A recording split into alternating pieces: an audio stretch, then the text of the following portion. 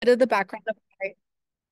background of why we're getting into this is that incinerators are some of the most toxic, expensive, dangerous, and climate polluting industries. They falsely advertise themselves as solutions to the waste crisis that stems from overproduction and consumption. Incinerators not only deter funding from strategies that offer real solutions, but are manifestations of environmental racism.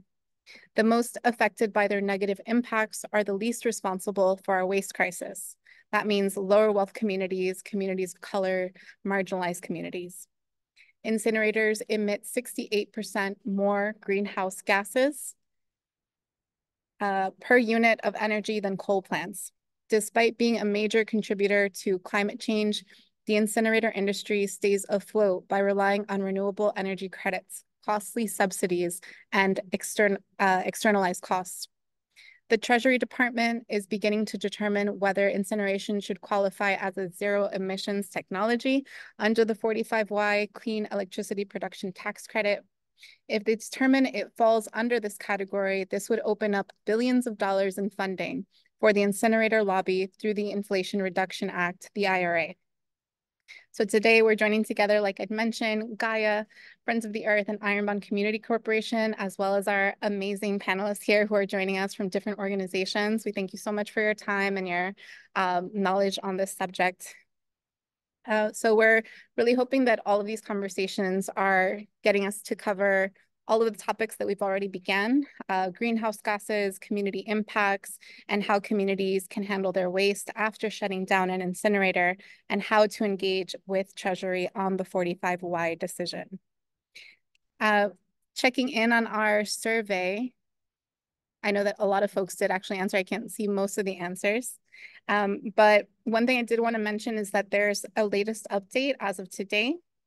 We are getting word specifically, and actually I'm going to ask Sarah if you can chime in because it's a little bit jumbled for me, about our update that we got today. Yeah, so we got an exciting update today from Treasury and the IRS Department about the new clean electricity tax credit.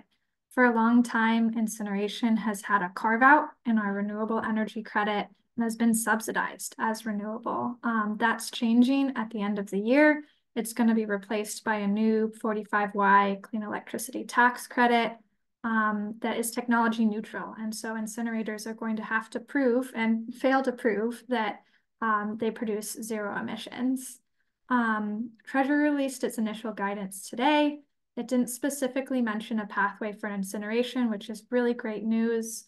There is some language about how Treasury sets baseline assumptions and conducts their life cycle analysis that we will welcome communities and other folks here to help us respond to, because one of the ways that incineration has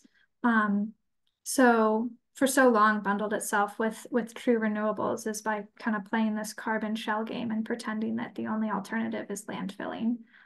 So there's definitely still work to do to educate Treasury and the Biden administration, but really positive news that they're not considering a pathway for incineration at this time. And we will have resources and opportunities to sign up to engage more on this that we'll share at the end of the webinar. Yes, it seems like we're getting some potential language around methane biogas for folks who are working on landfill gas. But we will, like Sarah just mentioned, offer an opportunity for folks to sign in and participate in what we're calling fly-ins with the Biden administration officials such as Treasury, EPA, and the Department of Energy. Also, who am I, right? Like, I didn't even say that. I'm JB. I am an organizer, but actually more so the frontline communications manager, a little bit of both with the Ironbound Community Corporation out here in Newark, New Jersey.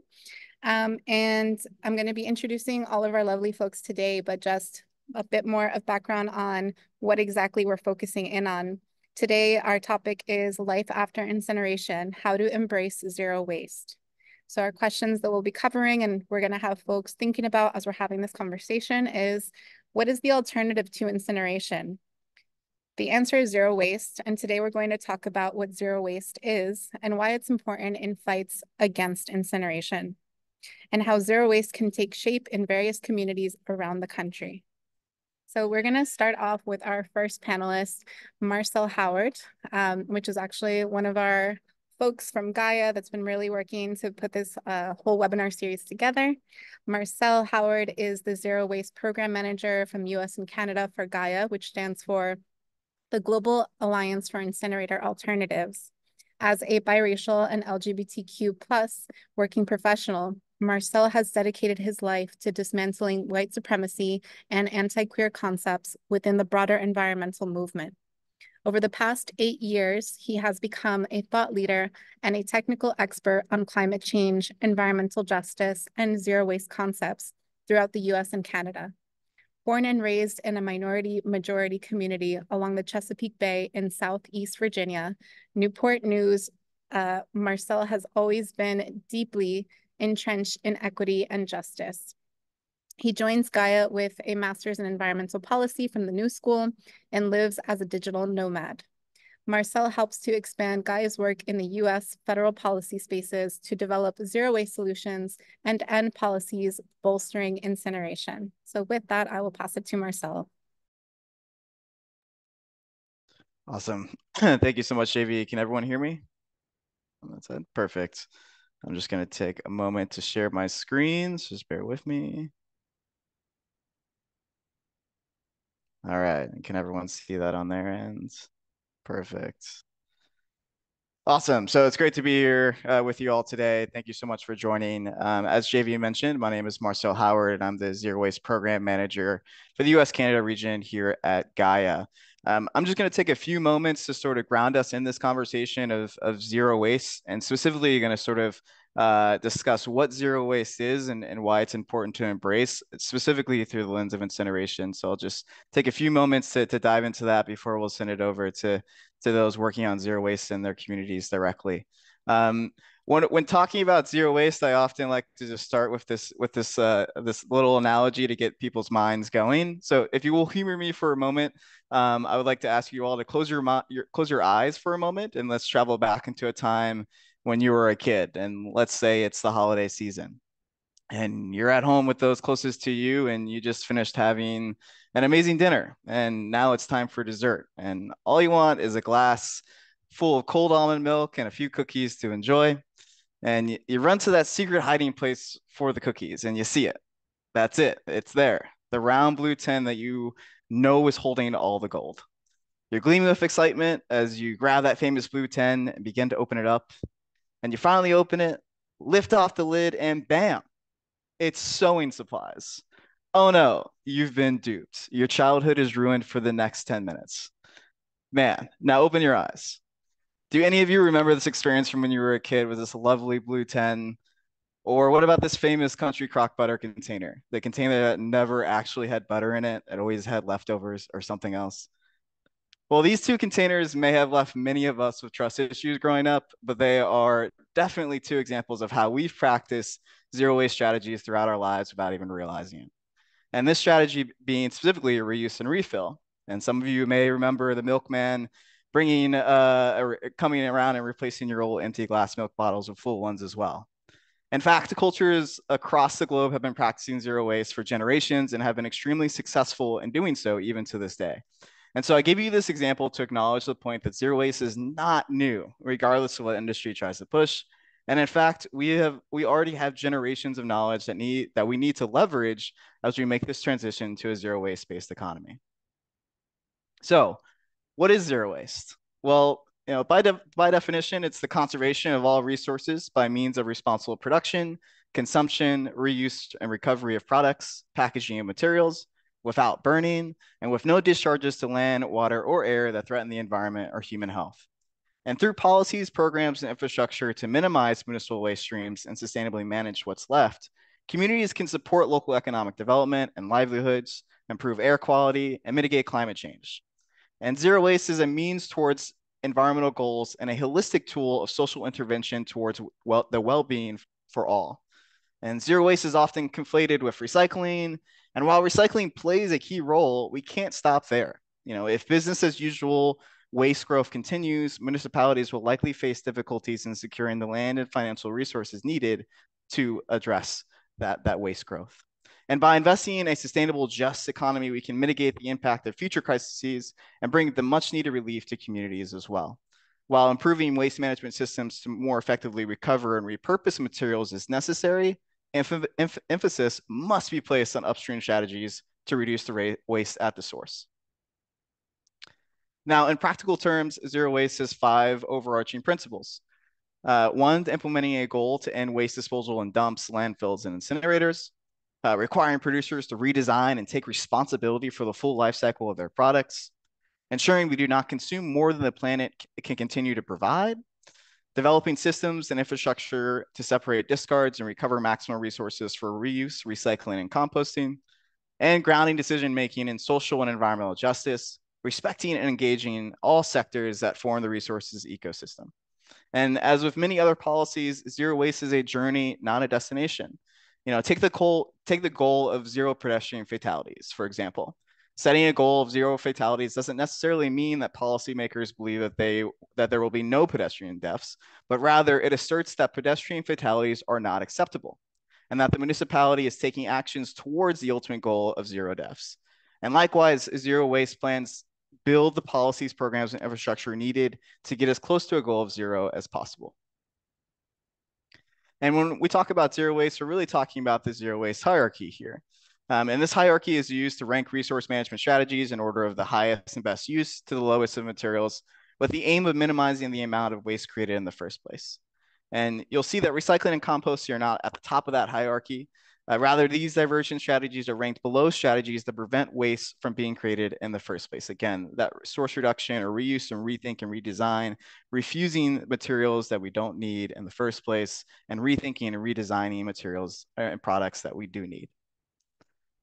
And I also do want to just emphasize that there is a hierarchy for reducing food waste as well, again, with emphasis around source reduction and working its way down to working from edible food rescue to home composting to small scale decentralized composting, medium scale locally based, to centralized composting and anaerobic digestion, all the way down to mechanical biological mixed waste treatment. And again, the least preferred, unacceptable at landfill and incineration.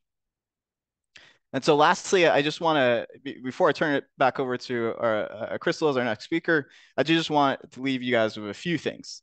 A few things to remember, and specifically one is beware of false solutions that claim to be zero waste. This includes incineration, gasification, pyrolysis, and other unproven technologies. And authentic zero waste solutions move us towards circularity by eliminating our need to extract new resources in the first place. And I think it's very important to know that zero waste strategies will likely differ between communities, and that's okay. And you'll see that in just a moment with our remaining speakers. Now, at the end of the day, it's the communities themselves that are the ones that should decide how they want to approach zero waste as a collective and how to move that forward. And so with that, I know I've barely scratched the surface of zero waste, but just wanted to ground folks in what we're talking about here and sort of the key points. So with that in mind, thank you so much, and I'll turn it back over to JV. Thank you. Thank you. So I know Marcel actually mentioned Crystal as our next speaker. I don't know if Crystal's ready to go up, or Greg. I can introduce Greg. I think Greg is next, and that's okay. Sorry. That's okay.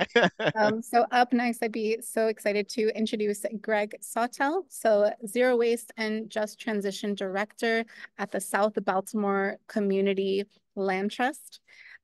Greg is the Zero Waste Just Transition Director. And has worked on environmental justice campaigns since 2012 in Baltimore, beginning with the successful effort to stop the nation's largest trash incinerator, or trash incineration, from being built less than a mile from schools in South Baltimore. Greg coordinated the development of Baltimore's community-led zero waste plan and is currently focused on implementation in coalition with labor, community, and government. Greg is a graduate of the Rhode Island School of Design and the University of Maryland School of Social Work. With that, I'm passing it over to Greg. Thanks, JV, and it's an honor to be here, both with this panel and with all the folks in the virtual room together. So I'm here in Baltimore, Maryland, and that was a great grounding in terms of zero waste approaches and the uniqueness and the need to be place-based in this movement that we're all a part of building and sustaining. Zero waste is does mean something, and we have to maintain a core set of values and principles and what it is and what it isn't. At the same time, actually doing it on the ground is going to be incredibly different because I think what we're all about here is it being community led, and wherever the community finds itself on a continuum, sometimes community owned, community governed, and that's a function of sort of where we all are at in communities that have been subjected to the forces of environmental injustice, and then find themselves in a incredibly challenging position of trying to both resist ongoing attempts to keep shoving in and imposing incinerators and other forms of unacceptable waste management at the same time as you're trying to build belief and maintain a very difficult road, which is a very different mode of operating, to actually build the new infrastructure and the new systems that we need. So I'll just share a little bit about the context here in Baltimore, just to get at some of the challenges and opportunities that we have, and then just share a real world example of after having, as the introduction kind of gave a hint of, after we've had some success in fighting off a massive new incinerator and are in an ongoing effort to try to phase out an aging incinerator called Bresco. It's a very large incinerator right in downtown, but really in South Baltimore, around 6 environmental justice communities that also have around 70 other sources of air pollution, all concentrated. And that ranges from the incinerator itself to the largest medical waste incinerator in the country, to the city's landfill, which is getting filled up with the toxic ash. That's of course the remains of what happens when you incinerate. It's part of what makes it a false solution, is you end up with this highly toxic ash that has to go into a landfill. So that's also in South Baltimore. But we also have a lot of the components of the fossil fuel extractive economy that are generating all the single-use plastics that are filling up our incinerator and landfill. We have a large open-air coal terminal. About 30% of all U.S. coal exports move through the same set of neighborhoods that I'm describing in South Baltimore. And of course, the truck traffic and the rail traffic that's moving all of these goods and commodities and waste. So, and that's just scratching the surface. There's a lot more. So there's an EJ context here. It's just really, I mean, I think we're all going through a different version of it, but it's just hard to overstate that as a function of what we have to understand it means to be gearing up for what, by definition, is not a series of sprints. It's a real marathon to get new infrastructure built when you're dealing with a city government that really is only known how to do one thing, which is burn and bury. And it's been conditioned to view that as the solution to what to do. So we're at a significant disadvantage when we're at the outset here, to both create the opening for new ideas, but then also to weather the storms when there's different forms of resistance and pushback. So what we decided to do, given this, and we've done a lot, and this is all community and largely youth-led work, and increasingly worker-led, because we are successfully helping to cultivate a set of conditions where people are starting their own zero waste enterprises and businesses. And part of that is a function of the lack of a adequate city support to do what we would like to be done, which is to have a lot of municipality taking on a lot of this responsibility.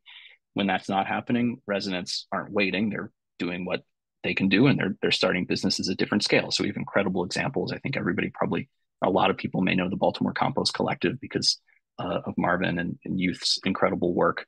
That's one example. There's others. So when we sort of strategically looked at the situation we were in, having stopped one incinerator, having gotten some level of political support to say the word zero waste and to say we want to move in that direction, and we even want to speed up the decommissioning of Bresco, the incinerator we already have. So, well, what's a reasonable starting point here? Not reasonable in the sense of limiting ourselves, but what would be a good test to gauge how much we can really move our city leadership to do concretely?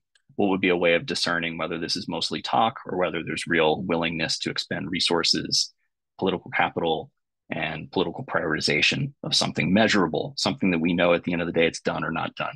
And so we identified food waste and organics as a starting point to say, if we can take on the challenge of getting food and organics out of the waste stream and into a zero waste system that we're building, which includes community scale all the way up to medium size compost facilities that'll deal with large institutions like think Johns Hopkins, universities scale of food waste and organics waste generation.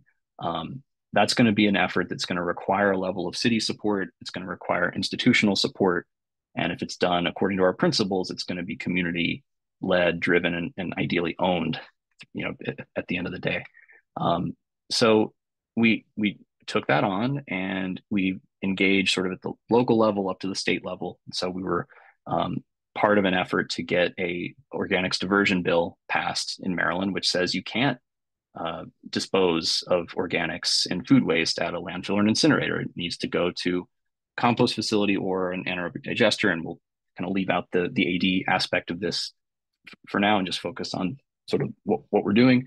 But there's one big issue, which is you only have to comply with that if there's a compost facility within 30 miles of the food waste generator. So that's a huge loophole for institutions who are generating the food waste in Baltimore not to comply with the law, because there's no compost facility. There's no zero waste infrastructure to speak of within that 30-mile range. So from community perspective, that was an opportunity to say Johns Hopkins, University of Maryland, et cetera, this whole conglomerate of educational institutions that are generating the food waste, let's not just join together and say, how do we get a compost facility developed? Let's join together and say, how do we get a compost facility developed? It's going to be a break from the past in terms of waste infrastructure development. So we took, a year plus to go through a process to get a set of standards. And a lot of this was from the cautionary tales of where even compost facility development has gone wrong if it didn't adequately account for the values and the needs of workers and community members, and those who were actually going to be using the compost, at the end of the day. And we developed together a set of standards, and this is really minimizing how difficult this all was. But the result of this was we were able to get the institutions to sign on, not just to support a compost facility in the abstract, but to condition their support. In other words, to only support a compost facility if it met with their actual contracts, and their purchasing power, if it met standards that were set forth by communities and workers. And so that did a couple things at once. It put the city in a position where they could no longer say, well, gosh, it would be nice if there was more composting, but there's really, where would the food waste come from? It took each of the actors' ability to point the finger and blame the other. So we had the institutions agreeing with their contracting ability and their food waste tonnage to support a facility. And with that, we put the Baltimore City Department of Public Works and others there in a position to partner with us to apply for federal money in order to start the process of developing this compost facility according to these community and labor standards. So this was all and continues to be a positive development in the world of zero waste. And so I guess the lessons to pull out from that is that are specific to our context, but I think generalizable, are thinking in terms of the institutions that may have something close to a mission or a set of principles and values that can be appealed to, things like that aren't the same as our core community-led zero waste principles, but kind of are in dialogue. So universities have sustainability divisions and officers, and that's where we found a lot of our kind of momentum in the beginning, and also student organizing on campuses to say, to find some common cause and to get to a place where we're doing something collaboratively. I just want to, and so that continues to be a main track that we're using to advance the zero waste work in Baltimore. But just to leave with this is a movement of this challenge. I mean, it's simple on the one hand in terms of we know what we don't want and we know the broad strokes of what we want, and then it's communities working to actually make it a reality. But accountability is just a huge part, I think, of any community's journey to zero waste. And so what we're going through in Baltimore now is a case where we have gotten our city to say a lot of the right things, and to say that when candidates are running for office and when new plans are being developed. But where we're falling short is the actual line items in the budget, in the city's budget, and the commitment to a time frame that's up to the challenge. So residents can't wait another 10 years for this big incinerator that we have to be phased out. You know, it's already past the time where it should have been. We're working with an aggressive time frame to get this facility shut down. And we can't wait until we have every aspect of the new zero waste system built. That can't be an excuse to wait to shut the incinerator down. And the city's dragging its feet, and it's continuing to say some of the right words, but it's not doing it where it counts in the budget and in their actual 10-year solid waste plan. And so one mechanism we're using, just today, we announced that we filed a Title VI civil rights administrative complaint to the federal EPA, which is a mechanism and a tool that is important for EJ communities to know about and to put into practice, because it's a mechanism to say any community can use it, is to say there's there's federal money going towards, in this case, a solid waste planning document that is going to have a discriminatory effect on communities of color. And that's the case in Baltimore. It's likely the case in lots of folks who are on this call. And so it's a means of saying, we are bringing this up to another level, and we're trying to create a dynamic where we can break out of this mode where, sure, we're having positive developments and we're making breakthroughs, but it's not sufficient. It's not at the pace that we need. So when we go through discussion and questions, anything, we should talk more, but I just want to kind of lay out the big overall message is, there's real inroads, and there are strong possibilities for communities taking this on to make gains and to make progress that makes a real difference in people's everyday lives. Like, that is definitely happening. At the same time, we're trying to operate in another mode, which is recognizing, are we holding ourselves accountable to work at the pace needed when we're not actually in control of that pace? We're just going to be honest, we don't have all the power that would be needed to do everything we want to do. And so we have to be open to various tools and strategies and mechanisms, and always at the end of the day be accountable to the base of people that matters most. And I see the message in the chat. It's a Title VI administrative complaint, and I can put a little bit of initial coverage in the chat when we get to that point. So yeah, that's the message. And I guess all the real underlying message is the only way this is possible is to truly be doing this in a community accountable and community driven way. This is really not something that can be done if there aren't, and it can be a small group of people, but if there aren't a group of people at the core, at the community level, that are organized, that are together, they're going to stick with each other, go through the ups and downs, and be committed to working at this challenge. And what makes this network so powerful is that we get to do it together, and we get to share these challenges and experiences like we're doing right now, and learn from each other. So I'll end there, and just really excited to hear from my fellow panelists and then get to the discussion. Thanks. Thank you so much, Craig. And thank you for the reminder. I know that folks are asking some questions in the chat. We also have our Q&A feature here. Please feel free at any moment to ask a question. We will be getting to most of our questions actually at the end of our panelist presentations. We just have 2 more folks to go. And also, this will be happening quite a few times, but I'm also sharing in the chat our sign-in sheet if you're interested in participating in our fly-ins with the Biden administration, engaging with Treasury, EPA, and the Department of Energy. Right. So I'm going to be introducing our next panelist. Crystal D. Alankar is an organizer focusing on campaigns that center community-led solutions to environmental justice issues. They specialize in base campaign strategies. They also work in coalition building, legislative advocacy, and research that supports EJ efforts fortified by the wisdom and knowledge of communities in sacrifice zones bearing the brunt of the climate crisis. Thanks, JV. Thanks, everybody, for having me here. Yeah, I think so I'm an organizer with the Minnesota Environmental Justice Table. And yeah, as mentioned, the heart of my work is really base building for our campaigns, and just making sure that a lot of the decision making is being done by informed by impacted communities and environmental justice areas. And so our main campaign is to shut down an incinerator in Minneapolis. I personally live in St. Paul. For those who might not be familiar, Minnesota has two major cities, St. Paul and Minneapolis. We call them the Twin Cities. Minneapolis holds a incinerator, a trash burner that burns 75% of Minneapolis's trash, along with the more affluent suburbs that surround Minneapolis. And so our main campaign at the EJ table is to shut down the incinerator, which we are in the process of. For the first time in its 30 plus years of being around, the commissioners, because it is owned by the county, called it environmental racism, which is major, and also passed a resolution to get it shut down between 2028 and 2040. Obviously, that range is outrageous.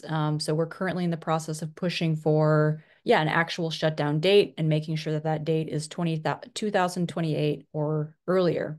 So we're currently working with our city right now because the county's passing the buck to the city, saying the city needs to figure out what to do with its trash first. So we're in the middle of doing a resolution with them. But all that is to say that the incinerator will be shut down. And that came from community organizing and community pressure. Now, the solutions end and why we're all here today is really the zero waste side of that, right? Because the most popular question, of course, we get in shutting down the incinerator when we're door knocking or at events and pushing this campaign is what's going to happen with the trash. And I think in the Twin Cities, there's a very unique circumstance here compared to other cities. I'm originally from Boston. I've went to college in DC. I've lived quite a few major cities. And I will say I've never experienced or been in a place where everyone knows each other. It feels like a small village, but with 600,000 people in Minneapolis.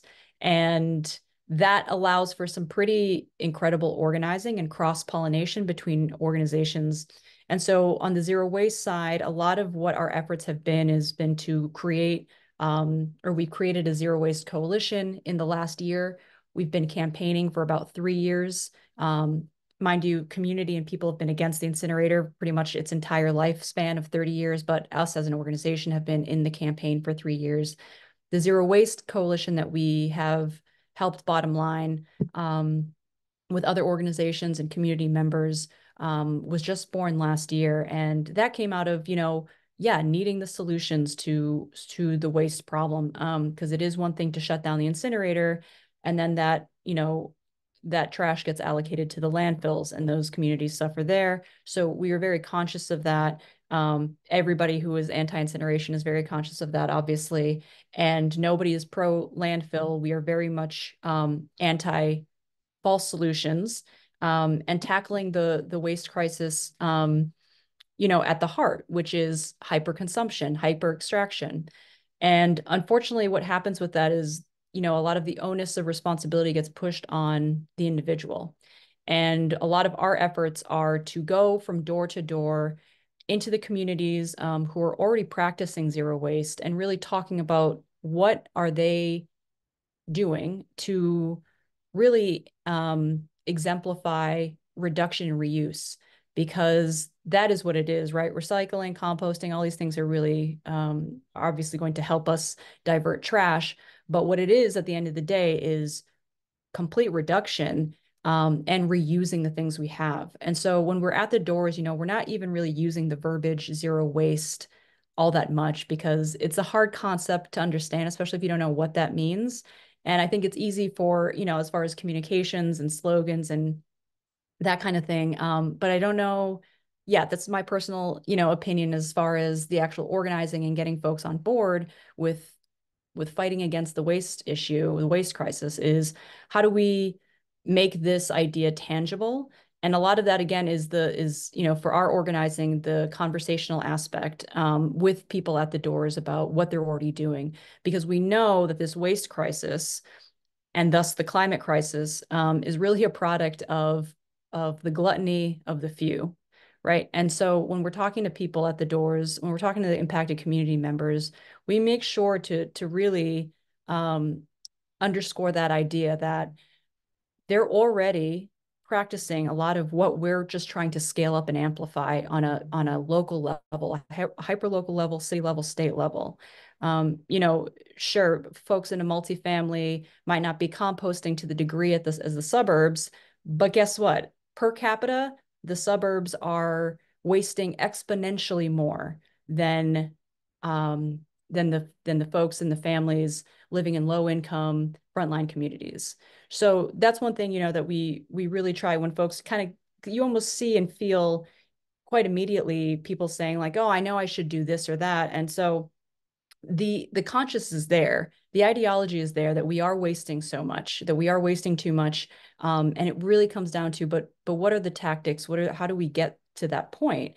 And a lot of what our efforts are in our campaign, Zero Waste initiatives, is to really get folks on board.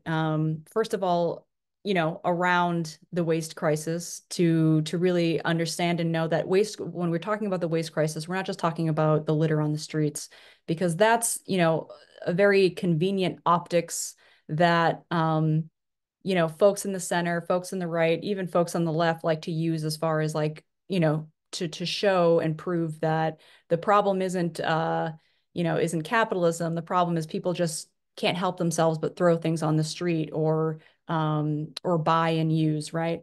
And we're saying, you know, that's, again, the numbers, the research shows otherwise. Just because a particular street or neighborhood has significantly more litter than those affluent suburbs and neighborhoods, those people are just simply not buying and wasting because they can't, right? Intuitively, if you think about it for a second, of course they can't. A lot of these folks are in survival mode.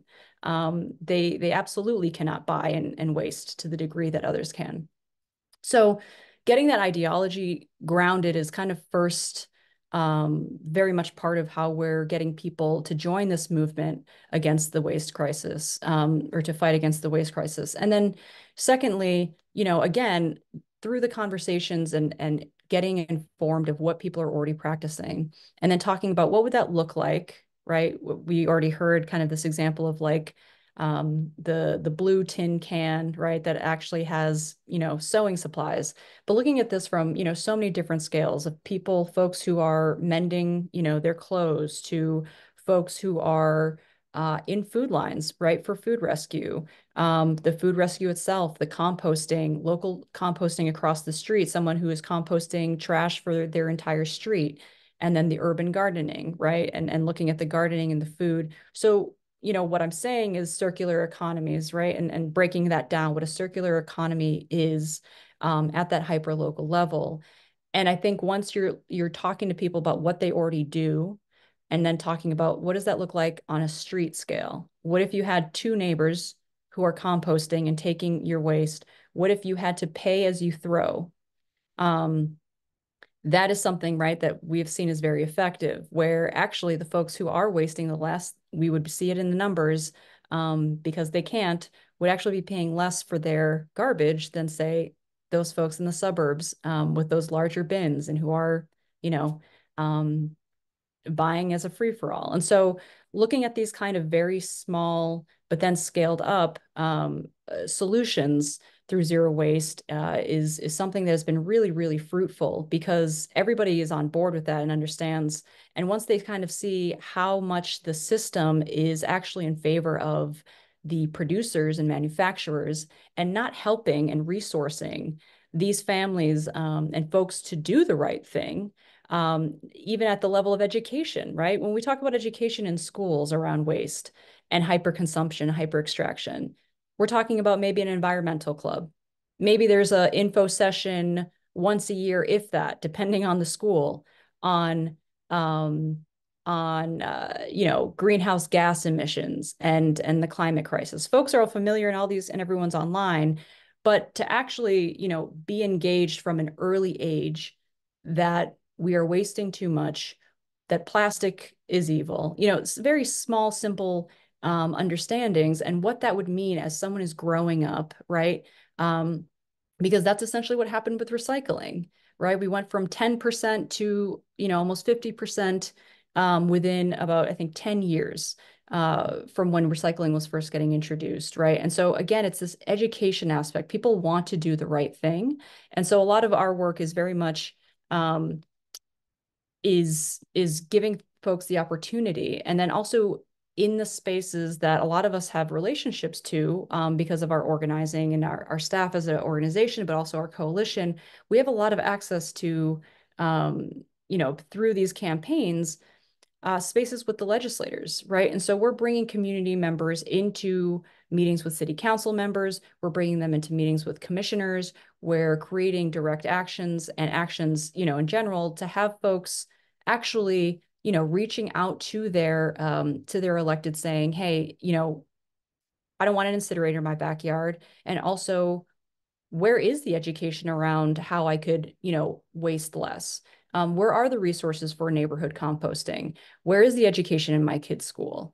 There's so much low-hanging fruit that it's absolutely absurd for these systems to say we need to jump to chemical recycling or gasification or incineration because we have this ongoing piling of garbage we don't know what to do with, and yet no one is attempting anything. There's no money going into these preventative measures, especially the ones where so many families are already engaged in.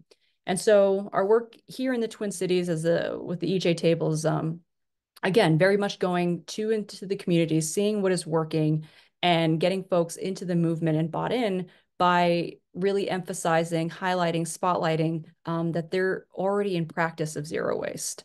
And so forcing the city and county and all these legislators to actually resource what is working and moving away from these false solutions. And yeah, thank you. Thank you so much, Crystal. And moving into our final panelist before I'm sure we get into a robust conversation, some questions that are going to be asked about all of the information that we're sharing. I'm personally really appreciating all of this community-driven solution orientation that we're getting to. I'm going to be introducing our last panelist for the day. I'm introducing Katie Morelli. Katie Morelli is an organizer at Breathe Free Detroit, a campaign organizer and a seasoned activist in Detroit, Michigan, who has lived in the shadow of Detroit's incineration for over a decade. Her dedication and expertise in community organizing has helped harness collective energy for this grassroots community-powered campaign, which was successful in shutting down the incinerator in March of 2019.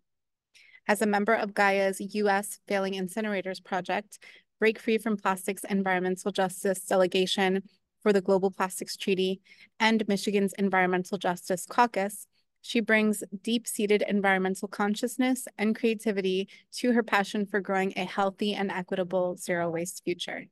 Everybody, welcome Katie. Thank you. Thank you so much for having me here, and I'm really honored to be on this panel with y'all. I have a slideshow because I'm a total nerd, but I hope you guys enjoy it. So yep, here it says zero waste is an act of resistance, because for us in our community, when we knew we were throwing something away into a trash can, we knew we were breathing it right back in, right? So whatever we were throwing away, any plastic items, paper goods, because we didn't have recycling for a long time here in the city, and compostables, we were just breathing it right back in. So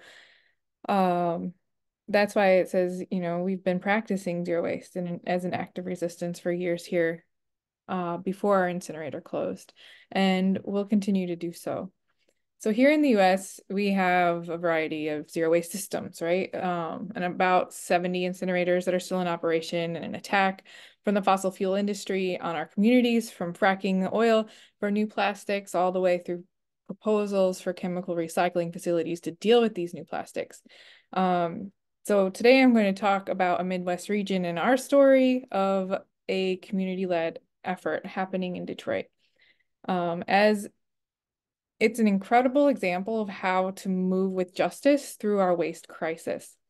So I'll be talking about a unique and important collaboration that we had with the Mother Earth Foundation in the Philippines, and with other Detroit zero waste leaders in the organic waste management sector, as well as some city initiatives that keep community voices at the table for zero waste.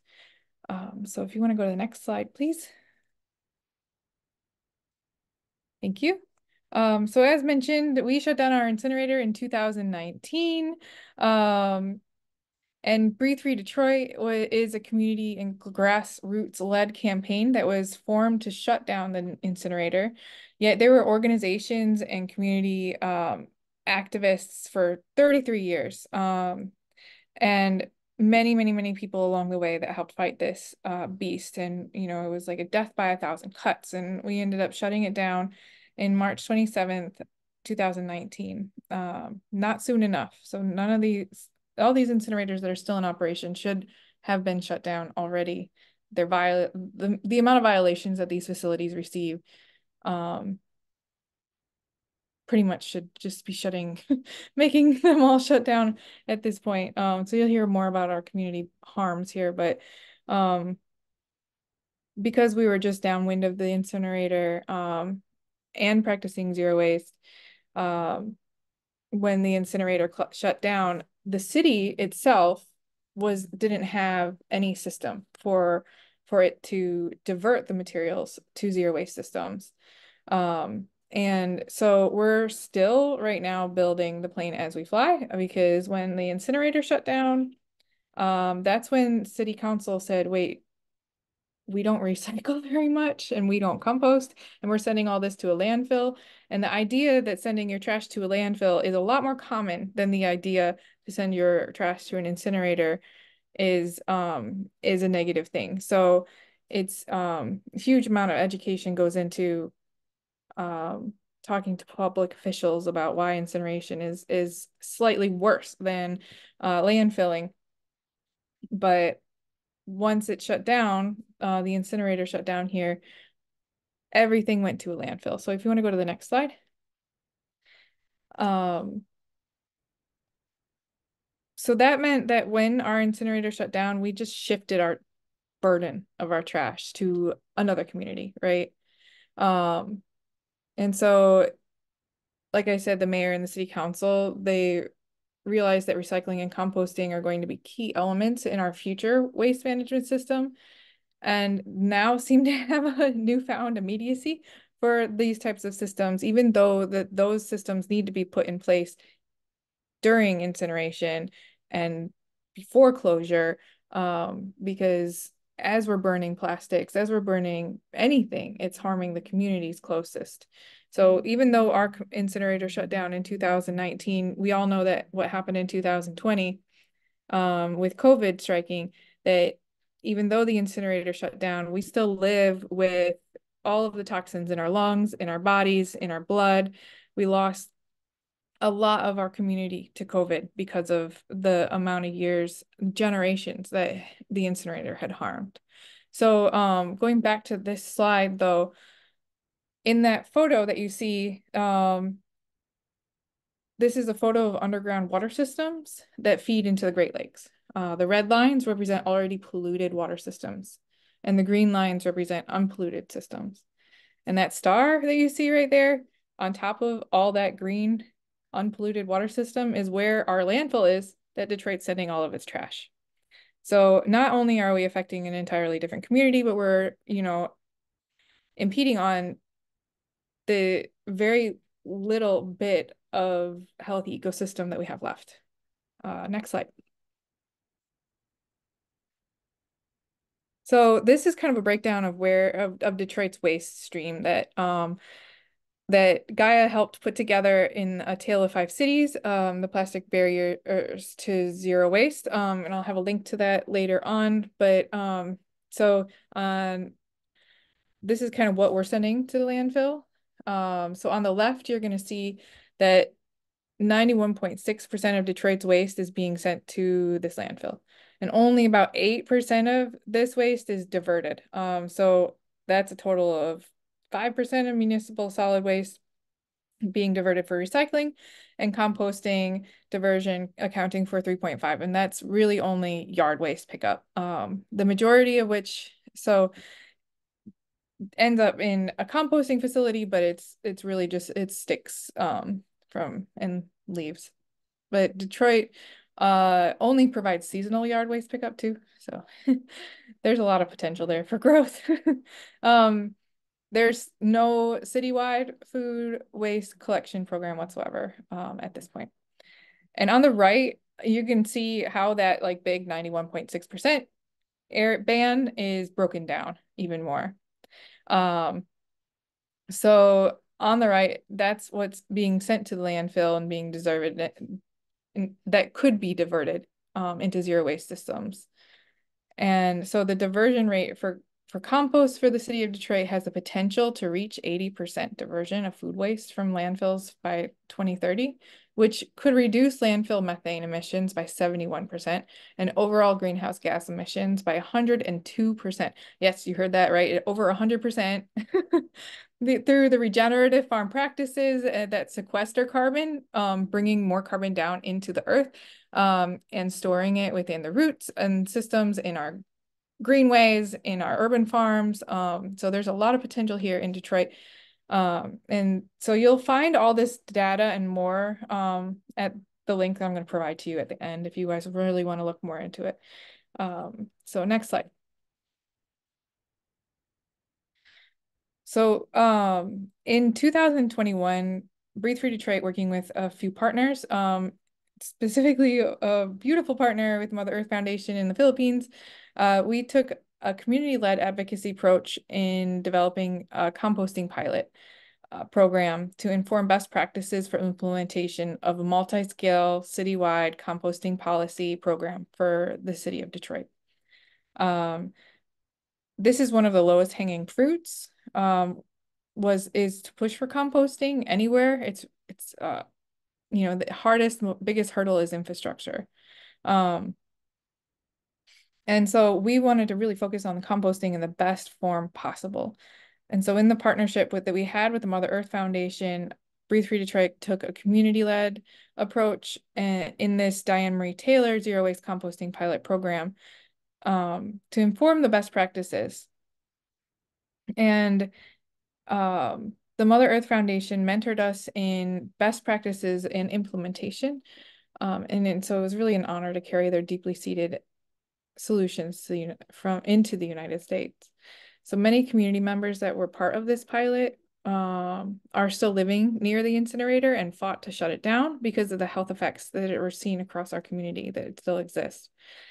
In this pilot, it was designed for backyard composting and small scale community garden compost unit management.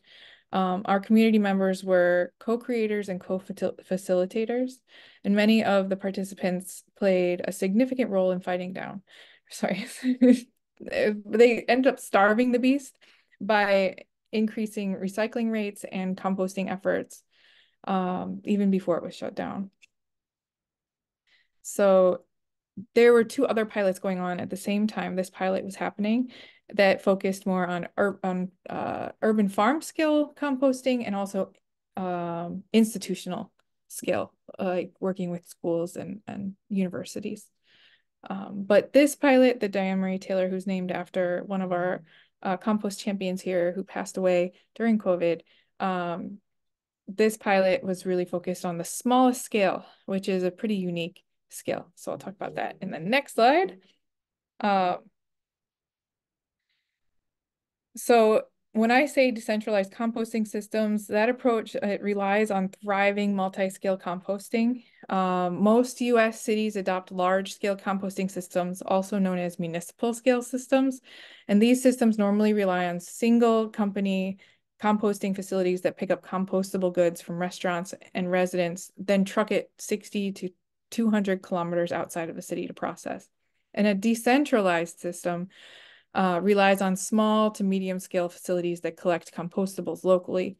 And these facilities are spread throughout a city's districts and neighborhoods so that they stay local, allowing for compost facilities to grow locally, hire locally, collect locally, and redistribute fully processed compost to nearby homes and gardens.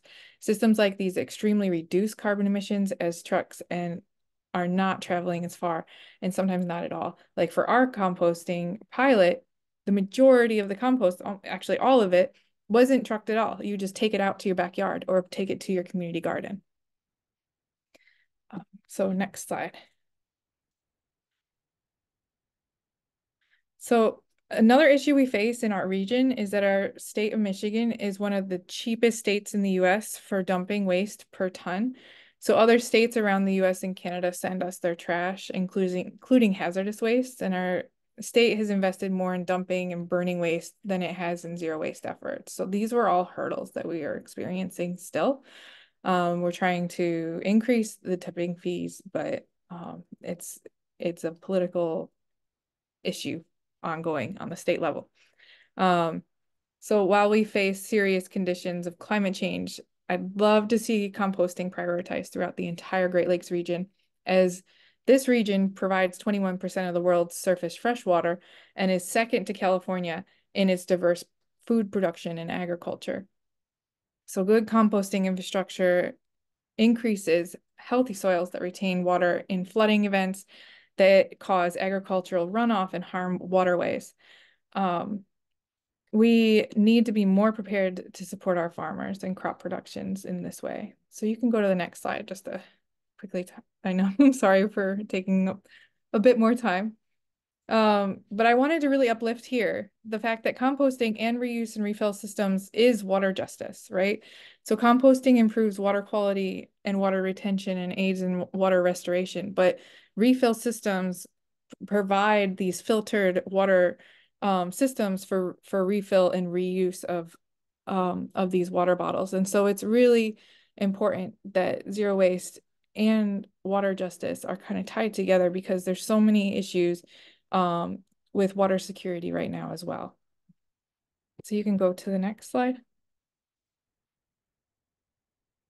We have a lot of community-led policy for other zero waste initiatives, and a lot of them are because we have some great allies inside, right? We have an amazing director of recycling here in the city of Detroit, and she's really keen on making sure we do this right moving forward. So if you are working in an area and can identify some allies, it's always so important to know who you're working with and try to keep pushing. A lot of it is just on the right education. Next slide. So another thing that's pretty unique to the city of Detroit is that we have the Detroit City Council's Green Task Force, which is made of various committees representing topics critical to supporting healthier Detroit. And committees include water, renewable energy, energy waste reduction, climate action, organics, recycling, and recycling and waste reduction.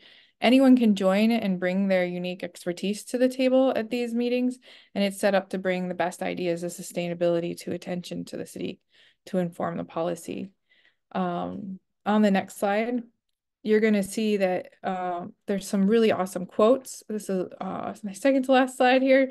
So thanks for sticking with me. But one of the things that we were able to accomplish from the Green Task Force that was really helping us push a better zero waste initiative is we were the first city in the state of Michigan to create a resolution to support the repeal of our preemption law that is a ban on bans. So we can't ban any plastic bags, single-use plastic products, or anything. And the city of Detroit, as the Green Task Force, which I'm a co-chair of one of the policy committees that really pushed for this resolution to happen. Once this resolution happened, we got another resolution through the county, and then we got another county to have a resolution, and we're keeping on fighting. There's other members on the Green Task Force that are working on getting other resolutions passed throughout the state so that we can pass the law to ban the ban on bans, repeal the preemption law otherwise. So I'm going to share these slides with you all, and I want to make sure there's a little bit of time left. So I'm not going to go too deep into it, but it's really exciting stuff. And you can go to the last slide, and I'm going to put a link in the chat with a bunch of other, something in the chat with a bunch of links so you can learn more. Thank you all. Thank you so much, KT. I know we are running up on time, so we do want to encourage folks, if they are going to be asking any questions, please feel free to do so at this moment. Also sharing a reminder that we are going to be sharing out a follow-up email of this recording, a webinar survey, and a sign-up link for engaging with the Biden administration and officials on the 45Y tax credit, which we're also dropping in the chat. So we'll give folks just a moment in case you have any questions, or if maybe a panelist wanted to share just anything else that was on the top of their minds or questions themselves.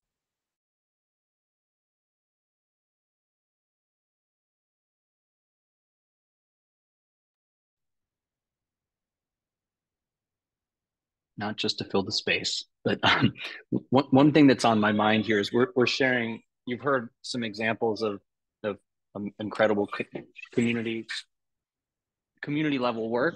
One thing that's that makes that possible is creating the space for it to happen, and that largely happens at the community level itself. But some of the stuff that goes on at the federal level obviously has an impact, and so there's a real connection here with winning this victory around any kind of carve outs for incineration at the federal level. And just one really clear example of that we think is going on in Maryland is we're having an incredibly difficult time. It's now, I don't know how many years it's been where we've been trying to remove subsidies for trash incineration, which counts as renewable energy in Maryland. And, you know, there's every defense used to say why that policy shouldn't move forward. And so I'm just trying to say there's a relationship between victories at the federal level and the amount of space that communities have at the local level to grow this incredible work. It's very much connected. Thank you for sharing, Greg. So with that, unless anyone else has any other closing thoughts, I did also want to give a big thank you, not just to our amazing panelists, but also to Marcel and Sarah Lutz from Friends of the Earth for really working to put all these webinars together. And thank everybody so much for their time and spending their time and energy on this conversation that's so important.